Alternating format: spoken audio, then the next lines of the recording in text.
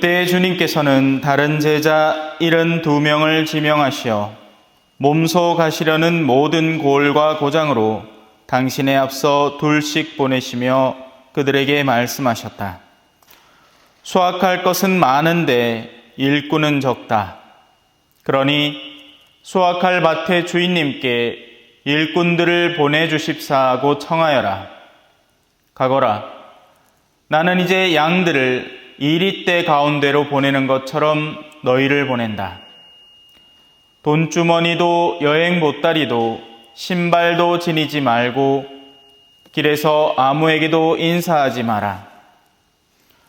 어떤 집에 들어가거든 먼저 이 집의 평화를 빕니다 하고 말하여라. 그 집의 평화를 받을 사람이 있으면 너희의 평화가 그 사람 위에 머무르고 그렇지 않으면 너희에게 되돌아올 것이다.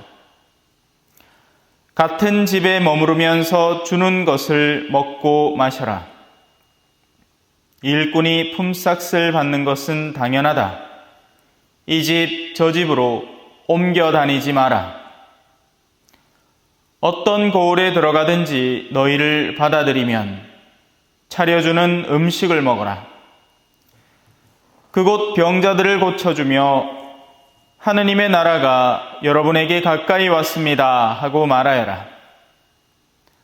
어떤 고을에 들어가든지 너희를 받아들이지 않으면 한 길에 나가 말하여라.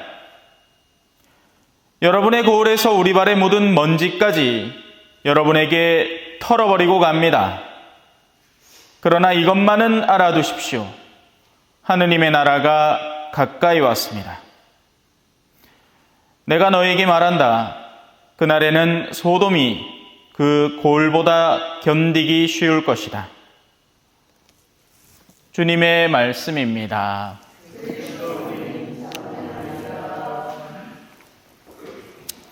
참 예수님, 오늘은 손님이 두 분 더 왔네요. 그 덕에 좀 차 보인다. 안겠으면 전보다 훨씬 더 헐빈할 낀데, 그죠? 자, 오늘 복음 찬찬히 살펴보겠습니다. 굉장히 중요한 내용인가 동시에 들으실 때는 푸근했지요. 그런데 사실은 굉장히 무시무시한 복음입니다. 마지막 부분에 굉장히 엄정한 선언을 하고 계시는 거예요. 안 듣는 사람들, 너희를 받아들이지 않는 사람들에 대한 굉장히 엄중한 경고입니다. 성경에서 제일 타락한 고을이다 하면 대표적으로 소돔과 고모라를 들죠. 근데 이런 말을 하는 겁니다. 그날에는 소돔이 그 고을보다 나을 기다. 이 말은 큰일 났다 이 말입니다. 근데 우리는 이제 들어도 별 느낌도 없죠, 그죠? 하도 자주 드러나는 게 그냥 오늘 드러나 내일 드러나 그래 아무 상관없다, 그죠? 예, 원래 복음은 듣고 삶이 바뀌도록 우리에게 선물되는 것인데 이제 우리는 너무 평온해져 버렸습니다. 예. 두 가지 이유가 있겠죠. 정말 하느님의 뜻에 맞게 그냥 푸근하게 평화롭게 살고 있어서 이런 말씀들이 전혀 자극이 안 되면 그 사람 복됩니다. 근데 별 의식 없이 살고 있기 때문에 여전히 세속적이고 돈 욕심내고 하느님의 말씀이 다가와도 받아들일 뜻도 없는데 이런 말씀을 들은데도 그조차도 감각이 없다면 이건 이제 마비가 된 거죠, 영혼이. 이 두 번째 케이스는 굉장히 위중한 케이스입니다. 왜 의사 선생님들도 그럴 거 아니에요, 그죠? 이 환자 억수로 심한데 계속 술을 먹네. 어제 우리 지역사제 모임 했는데 신부님들이 전부 다 엉망입니다. 근데도 그 와중에 또 한 분은 또 열심히 자시더라. 예? 아유, 정상인 사람이 하나도 없는 것 같아요. 물론 보좌 신부님들이야 건강하겠죠. 예. 자, 들어가 봅시다. 첫째는 파견입니다. 주님의 일하는 사람 중에 지가 하고 싶어 하는 사람은 없습니다. 이 봉사하는 사람 중에 지가 하고 싶어 하는 사람 누가 있습니까? 개신교는 달라요. 개신교는 장로쯤 하마, 이거는 거기에서 어마어마한 욕구를 충족시킬 수 있기 때문에 여러 가지 욕구가 있죠. 욕구에는 다양한 차원이 있습니다. 그죠? 돈만 버는 게 욕구가 아니죠. 먹고 사는 게 욕구가 아닙니다. 동네에서 입지를 구축하는 것도 욕구입니다. 그런 것들을 누릴 수 있어서 일부러 하려고 합니다. 딴 사람들이 다 하지 말라 해도 나서서 하는 경우도 있습니다. 근데 보통은 천주교에서는 저런 신의 본당이 아닌 다음에는 다들 안 하려 하는 게 정상이죠. 예. 그래 등 떠밀리가 하는 경우가 적지 않습니다. 물론 사람마다 다르겠지만 예수님의 제자들은 파견을 받습니다. 파견이라는 것은 뜻이 나한테 있지 않고 나를 보낸 분한테 있다는 거예요. 보낸 분, 십자가 위에 예수님. 예. 저분이 시킨 게 가는 겁니다. 그러면 내가 원하건 원치 않건 물론 시켰는데 그게 마침 내가 원하는 기라 그러면 금상첨화겠죠. 몇 %나 될까요? 거의 없습니다. 시집가면 다 행복할 줄 알죠? 아니잖아. 고생 바가지 아이띠꺼 맞지요? 얼굴에 다 쓰여있다. 시집을 딱 갔는데 내가 시집 가기를 원했던 그 모양 그대로 사는 사람이 누가 있습니까? 아무도 없습니다. 네. 그래서 보낸다 하잖아요. 넘집살이를 시키는 겁니다. 그 집의 어른들의 뜻에 맞춰 살아라. 귀머거리 3년, 벙어리 3년, 3년 다 안 갑니까? 그죠? 물론 그래 안 살지. 요즘은 그래 안 살아요. 요즘은 남편한테 다 시키고, 그죠? 이제는 다 일을 균등하게 배분하고, 이제는 무슨 아들이 다 안 됐어, 내 봤을 때는. 옛날에나 우리 자매님들이 안 됐지, 요새는 무슨 아들이 다 안 됐다 하있긴 해. 아휴. 자, 지금 뭔 소리 하노? 파견, 보냄받은 겁니다. 자, 수확할 것은 많은데 일꾼은 적다. 이 말은 밭 얘기를 하는 게 아니죠. 참외밭 얘기나 포도밭 얘기나 무슨 고추밭 얘기를 하는 게 아닙니다. 예수님은 뭘 추수하고 싶으실까요? 영혼들입니다. 그래서 영혼들을 추수할 대상이 많다라는 이야기는 달리 말하면 신앙을 받아들인 사람이 없다라는 이야기입니다. 근데 일꾼은 적다라는 말은 무슨 말일까요? 영혼을 수확하는 이들이 많아야 되는데 없다는 이야기입니다. 그 말은 신자 수가 많냐 적냐, 사제 수가 많냐 적냐 이거하고 아무 상관없이 그 가운데에서 정말 영혼들을 거두어 드리려는 노력을 하는 이가 몇이나 되느냐 이 말입니다. 성당 모임이라고 가면 전신만신 세상 이야기하고 정치 이야기하고 땅 걱정하고 돈 걱정하고 전신만신 세상 걱정만 하지 그 가운데 누가 우리 동네에 참 참한 사람이 있는데 내 그 사람을 좀 데리고 와야 되겠다 이렇게 일하는 사람을 어디서 찾아볼 수 있냐 말이죠.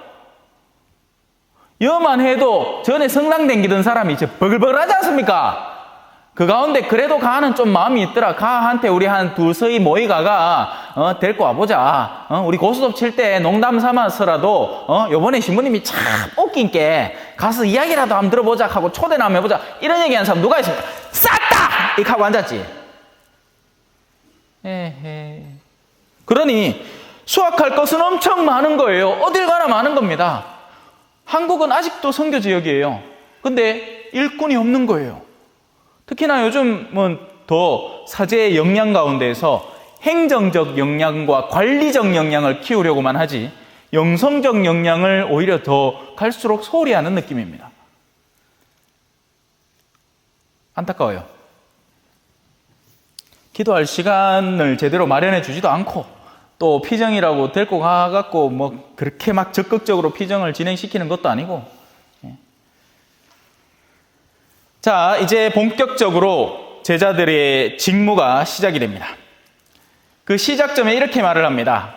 얘들아, 내가 이제 너희를 보내는데 아이고야, 양들을 일이 한가운데 보내는 것 같다. 너희는 하느님 나라밖에 모르고 내 목소리밖에 모르는 나를 주인으로 삼는 양들인데 너희가 가야 할 곳에는 저마다의 주인이 다 있는 누구는 돈 욕심을 주인으로 삼고 누구는 명예 욕심을 주인으로 삼고 누구는 권력욕이 가득 차 있고 그런 사람들 가운데에서 내가 명령하는 것을 가르쳐야 된다. 그럼 어떻게 될 것 같으냐? 이리 때 가운데 양을 보내면 어떻게 됩니까? 완전 뜯어먹힙니다. 한다. 고양이 한가운데 고양이 올라가다 보면 한 5마리 앉아있다 아닙니까 그러다가 꼬디 한 뒤 탁 줘보이소. 그러면은 내 먼저 한 입 먹게 그 다음 니 모라이 이렇게 하고 농가를 먹습니까? 알죠? 하고 막 와와와와 하면 좀만 있으면 뼈다구만 딱 남잖아. 그것 맨키로 하느님만 아는 영혼들이 세속성이 가득한 영혼들 사이에 들어가면 완전히 작살이 나는 겁니다. 이리떼 가운데 양들이 들어가는 것 같은 거죠. 그 경고를 미리 보냅니다. 그러니 너희가 주의해야 될 게 있다. 뭘 주의해야 되느냐? 첫째, 돈주머니도 여행보따리도 신발도 지니지 마라. 세상 것들에 자꾸만 연을 닿게 해서 너희가 그것에 의해서 넘어가는 유혹의 수단 자체를 상실시켜라. 보자. 내가 나도 40 중반 넘었고, 이 스포츠를 좀 고급을 좀 해야 될 것 같은데, 골프를 한번 치볼까?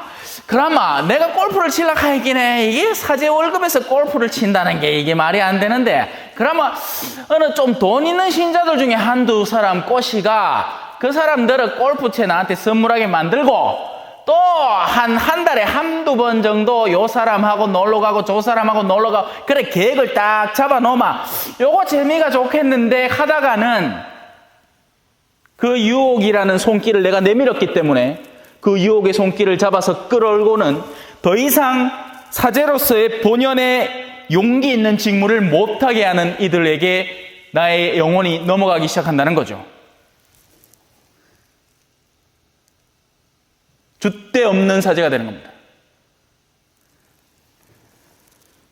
두 번째, 길에서 아무에게도 인사하지 마라. 사람들과 두루두루 잘 지내라. 그러나 그 사람들과의 인연에 집착을 해서 다른 새로운, 너희는 항상 사람들을 만나야 한다. 너희는 누구라도 오면 반겨야 되고 누구라도 오면 그들과 함께 그들에게 복음을 전해야 하는 입장에 서 있는 사람들이다. 헌데 내가 좀 누구하고 친하다고 그 사람하고만 더 관계를 증진시켜서 돈독하게 만들어 놓으면 그게 너희의 복음의 본연의 직무를 잃어버리게 만들 것이다. 욕심에 끌려다니지 말고 관계성에, 인간관계성에 끌려다니지 마라. 너희는 독립적이어야 한다. 자, 이제 본격적으로 어느 고을에 파견이 되면 어떤 일이 시작되느냐? 우리 이 노래 알죠? 어느 집에 들어가든지. 이 노래 모르시나? 먼저 그 집의 평화를 위해 이 집의 평화를 빕니다. 자, 너희가 가서 가장 먼저 전해야 할 메시지의 핵심은 평화다. 평화라는 것은, 평화가 뭡니까? 돈 많은 평화로워요. 아이들하고 내버 있긴 해. 돈이 많아도 평화롭지 못하고 돈이 너무 없어도 평화롭지 못하고, 근데 그건 돈의 양의 문제가 아니라 영혼이 평화롭지 못해서 그런 사람들입니다. 그러니 너희가 가장 먼저 찾아야 하는 이들은 영혼의 평화를 만끽할 줄 아는 사람을 찾아라. 돈 많은 사람 찾으러 다니지 말고 뭘 잘하는 재주 많은 사람 찾아 다니지 말고 영혼이 평안한 사람을, 안정된 사람을 찾아라. 그들이 진국이고 보배다. 이 집에 평화를 빕니다 했을 때 그 평화를 기뻐할 줄 알고 감사할 줄 아는 사람. 왜? 엄마들 중에 그런 사람 있잖아. 아가 그냥 오기만 해도 이뻐 죽는 엄마들 있죠. 평화로운 엄마입니다. 근데 아가 왔어. 그러면 뭐부터 봅니까? 손부터 딱 본다. 뭐 들고 왔나? 안 들고 왔나? 빈손으로 왔나? 요래 못되게 얘기하죠. 왜? 아가 안 반가워. 아가 들고 오는 게 반갑지. 욕심이 만져봐야 아닙니다. 우리 집에 강세도 그렇지. 제가 밑에 밥 먹고 올라가잖아요. 그러면 항상 먹거리를 한 개씩 딱 준단 말입니다. 그럼 제가 딱 들어가면 일단 나를 반가워하긴 하는데 그 다음에 손을 딱 봅니다. 뭐 있나 없나. 네. 그 집에 평화를 받을 사람이 있으면 평화가 그 사람 위에 머무를 것이고, 없으면 그 평화는 원래 너희 거니까 너희에게 되돌아온다. 자, 같은 집에 머무르면서 주는 것을 먹고 마셔라. 자, 뭘 주고 뭘 받길래? 뭐 제가 여기 본당에 왔으니까 본당에 우리 교구에서 주는 월급 그거 받고 그 얘기를 하는 게 아니에요. 지금 예수님이 하는 이 이야기의 전반적인 내용은 영혼의 상태를 말합니다. 그러면 어떤 공동체에 가면 그 공동체가 예수님의 이름으로 온 그 사람에게 줄 수 있는 것이 있으니 이런 것들입니다. 사랑과 애정, 관심, 보살핌과 같은 내면의 가치입니다. 그 밖의 것들은 거기에 따라서 달려오는 거예요. 그 애정, 내면의 애정이 없으면 겉으로 주는 것도 없습니다. 줘도 버릴 거 주지. 에? 뭐 그런 사람들 있어요. 지가 이제 버릴까 하다가 에라 주임 신부님이나 갖다 주자. 그게 아니고 주임 신부님이 어디가 뭐 안 좋고 뭐 불편하시니까 그걸 위해서 그걸 선물해 드리자. 이런 게 아름다운 거지. 그러니까 마음이 먼저 있는 거죠. 그 사람이 어떨까? 뭐가 필요할까? 어떤 게 부족할까? 뭐에 힘들어하고 있을까? 이런 걸 생각을 해서 그걸 없던 걸 마련해서 챙겨주기도 하는 게 마음이지. 남는 걸 주는 거는 그게 쓰레기통밖에 더 됩니까? 창고밖에 더 되고, 그죠? 어제도 한 분이 누군지 모르겠어요. 예. 케이크를 제 방 앞에 갖다 놓으셨더라고요. 제가 얼마 전에 케이크 한 조각 먹고 싶다 하는 소리를 흘러가듯이 했더니 누가 케이크를 한 개 사놨어. 근데 누군지를 모르겠어요. 제가 없던 시간에 오셔가지고 그때는 사무장도 없어가지고.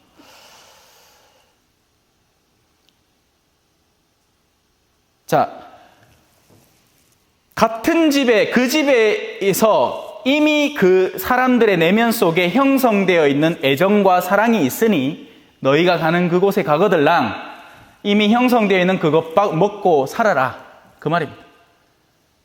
어떤 공동체는 전임 신부님이 아주 사람들의 마음을 이렇게 북돋아 오르게 만들어서 애정이 넘쳐 흐르는 공동체가 있을 수도 있고, 또 내가 또 갔는데 어떤 공동체는 자기들끼리 쌓아가, 그죠? 사납고 매섭고 아주 막 못된 사람들이 막 형성될 수도 있지 않습니까? 그러면 그런 데 파견되면 적게 먹고 살겠지.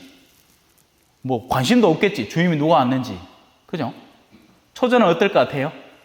여러분의 상상에 맡겨 드립니다. 딱히 좋지는 않았어요. 예. 그러니까 막 초반에 시끌시끌했죠. 예. 나가지 말라 하는데도 막 맡은 직무 내던지고 나가쁘고 막 난리 북새통이었습니다. 예. 그래, 그걸 먹고 살아야지. 어떻게 했어요? 왜? 이렇게 얘기하거든요. 일꾼이 품삯을 받는 것은 당연하다. 이 집 저 집으로 옮겨 다니지 마라. 어쩌겠습니까? 제가 여기에서 맡고 있는 직무가 부여되어 있는 그 기간 동안에는 미우나 고우나 여기가 내가 살 집인걸요. 그러면 살아야죠. 자, 어떤 고을에 들어가든지 너희를 그렇게 조금이라도 받아들이면, 적어도 내치지는 않으면 거기에서 차려주는 음식을 먹어라. 이 음식도 마찬가지로 여러분들이 줄 수 있는 사랑과 애정에 관한 겁니다. 특히나 용봉에서는 항상 미사 마치고 우리 밀크 커피, 그죠? 예? 믹스 커피 한 잔씩 내가 얻어먹고 가죠. 예, 고맙습니다. 자, 그러면 어떤 일이 벌어지나? 그 사람을 받아들이면 그 받아들여진 그 사람은 그러면 그런 거 차려주는 음식이나 먹고 뭐 그냥 소비적으로 사느냐? 아닙니다. 이 사람이 할 수 있는 일이 생깁니다. 뭘까요? 그곳 병자들을 고쳐줘라. 자, 여기서 병증도 마찬가지입니다. 영혼의 병이죠. 육체의 병은 병원에서 알아서 합니다. 영혼들의 다들 병증이 있습니다. 영혼이 안 아픈 사람이 없습니다. 이 중에 내 영혼은 정말 순수하고 깨끗하고 맑습니다. 손 한번 들어보이소. 봐, 아무도 안 들잖아. 누구나 자기들만의 고충이 있고 자녀들에게 일어나는 문제가 있고 부부 사이에서 일어나는 문제가 있고 나 자신의 영적인 문제가 있고 다들 아프단 말입니다. 근데 사제가 적어도 받아들여지면, 그 사람들이 내치지 않고 그 사제를 받아들여 놓고 있으면 이제는 사제에게 그 치유하는 능력을 쓸 수 있는 거죠. 써야 하는 겁니다. 사제는 그러라고 있는 거예요. 하느님의 나라가 여러분에게 가까이 왔습니다 하고 말하여라. 지금 제가 하고 있는 거죠. 너무 기나 이제 슬슬 졸리신 것 같다. 마무리 거의 다 왔습니다. 얼마 남았습니다. 자, 이제 두 번째 마지막입니다.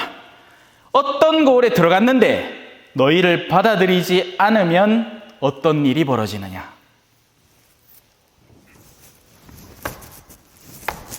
발밑에 묻은 먼지까지 털어버려라. 이제 저는 여러분들과 아무 상관도 없는 사람입니다. 저는 여러분에게 받은 게 일절 없고 심지어 여러분의 지역에서 묻힌 먼지까지도 탈탈 털어버립니다. 이제 나 아무 상관없으니까 저하고 연락할 생각하지 마십시오. 다만 하나만 알아두십시오. 하느님의 나라가 가까이 왔습니다. 이거는 근데 재밌죠? 앞에도 그렇고 뒤에도 그렇습니다. 그러니까 무슨 말이냐? 우리를 받아들여도 선포해야 하고 받아들이지 않아도 선포해야 하는 겁니다. 하느님의 나라가 가까이 왔습니다, 여러분. 특히나 이 환절기에 하느님의 나라가 얼마나 가까이 왔습니까? 그죠? 요새 막 장례가 없다가, 그죠? 한참을 몇 개월을 없다가 이제 막 순풍순풍 나오지 않습니까? 예. 버티다가 이제 또 기온도 확 바뀌잖아. 오늘 아침에도 또 얼마나 춥던동. 예. 건강 조심하시소. 예. 뭐 어디 밭일 한다고 들살대지 말고. 예? 그 돈 좀에 더 벌락 하다가 먼저 간디. 예? 내가 너에게 말한다. 그날에는 소돔이 그 고을보다 견디기 쉬울 것이다. 나에게서 파견된 너희를 거부하는 그들은 세상에서 남은 조각들을 먹고 살 수는 있겠으나 영혼과의 연결성에서 이제 그들 스스로가 그것을 파괴시키고 있으니 이제 그들의 영혼은 스스로가 책임져야 한다. 무시무시한 말입니다. 아멘.